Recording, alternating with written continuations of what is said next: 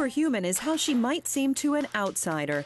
Mother of two, spokesperson, president of her own foundation, and wife of Green Bay Packer quarterback Brett Favre.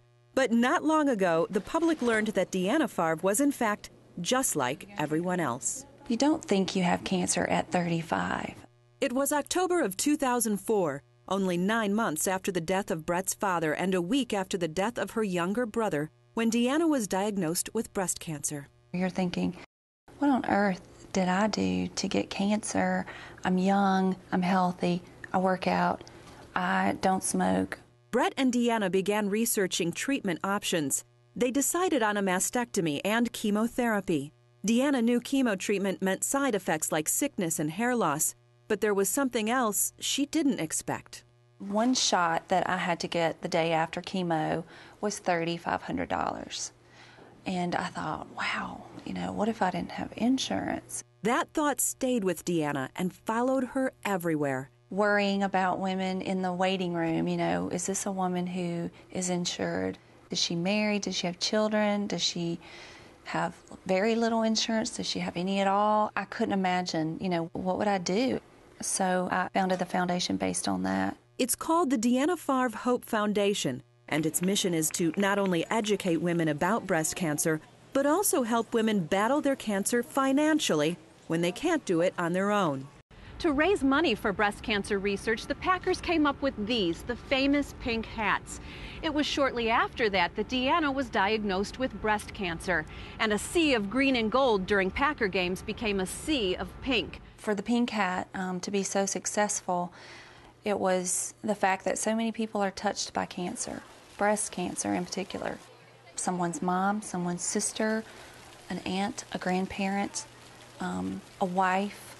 There's so many people affected, and I think that's why so many people support that cause. Deanna's hats alone have helped her foundation raise over $1 million, and her walks have raised thousands more.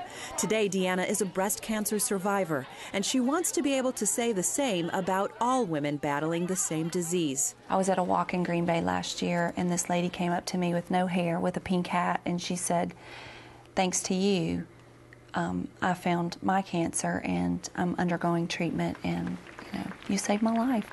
For Health Corner, I'm Jody Olson. 1, 2, 3, focus! High school senior Brendan Schaefer is the picture of health today, dominating the soccer field and playing tough. But last fall, he nearly lost his life and his dream of playing college soccer. This was a big season for recruiting, but then it started to realize, will I still live? Am I going to die, or what's going to happen? Brendan had just finished a soccer tournament, and what started out as back pain developed into life-threatening high fevers, constant vomiting, and plummeting blood pressure. He lost 15 pounds in 11 days. His doctors had no clue what was wrong. I cried a lot because, we weren't sure what was going on. We basically were just trying to get answers. 4 days into Brendan's 11-day hospital stay, doctors figured out what he had: Staphylococcus aureus sepsis, or a staph infection, something any one of us can get at any time, something thousands of people die from every year. Somebody could walk around for years carrying staph on their skin and never have a problem.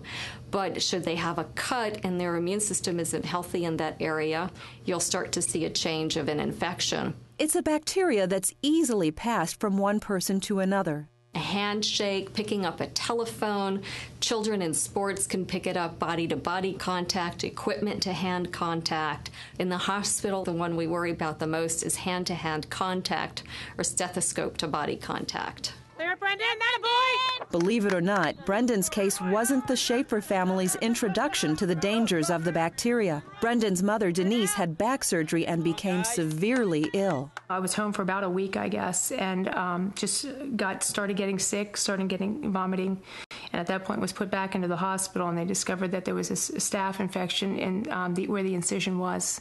It may have happened in a similar way for Brendan, through a wound on his battle-worn feet where he has eczema. For athletes, sharing personal items like razors or towels increase the chance of developing a staph infection. So does hitting the shower without protecting your feet.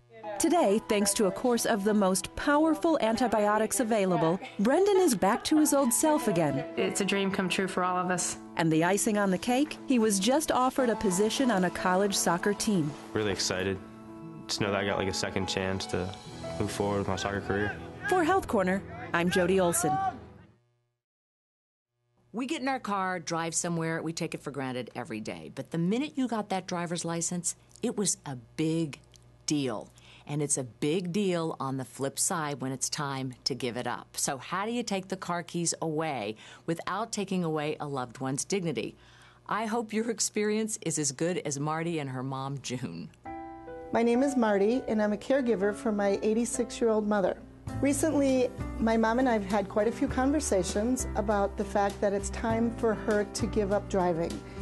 I recognize that that's a very difficult thing to do. It gives everyone independence, and my mother's been driving for a long, long time. I knew she had my best interests in heart, as well as the community's. She has some memory problems, and sometimes as one ages, your judgment becomes less clear. I knew that it would definitely be a process, that it was not just going to be, Mom, it's time for you to give up driving, and she would hand over the keys. It didn't hurt my feelings, but it was hard to hear. It reminded me that one part of my life was over. And she finally just looked at me and said, you know, you're right. I think it is time to give up driving, and I won't drive anymore as of today. I'm very proud of my mother. I'm very proud that she made the decision. She came to the realization that, yes, it was time. And so you adjust to it. And you find out there are different ways to get places, and some places you really didn't have to go anyhow. And life goes on.